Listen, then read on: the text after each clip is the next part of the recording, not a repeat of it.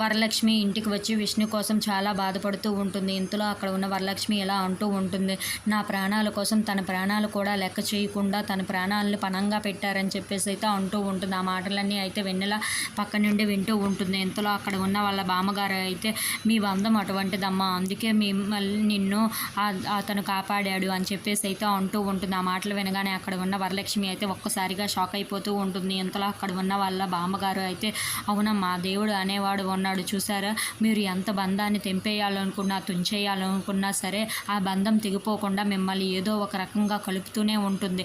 అందుకే ఆ దేవుడు చూడు ఎలా కలుపుతున్నాడో మిమ్మల్ని అని చెప్పేసి అయితే అంటూ ఉంటుంది. ఆ మాటలు వినిన వెన్నెల అయితే, ఏంటి మా అమ్మకి ఆ విష్ణు సార్కి ఉన్న సంబంధం ఏమిటి నాకు తెలియటం లేదు అని చెప్పేసి అయితే అనుకుంటూ అలా ఆలోచిస్తూ అయితే ఉంటుంది. ఇంతలో అక్కడ ఉన్న వెన్నెల అయితే, ఏంటి ఎంతకి మా అమ్మ నాకు ఆ విషయం ఎందుకు చెప్పటం లేదు, ఏంటి విష్ణు సార్కి మా అమ్మకు ఉన్న సంబంధం ఏమిటి ఎంతకి అని చెప్పేసి అయితే చాలా ఆలోచిస్తూ ఉంటుంది.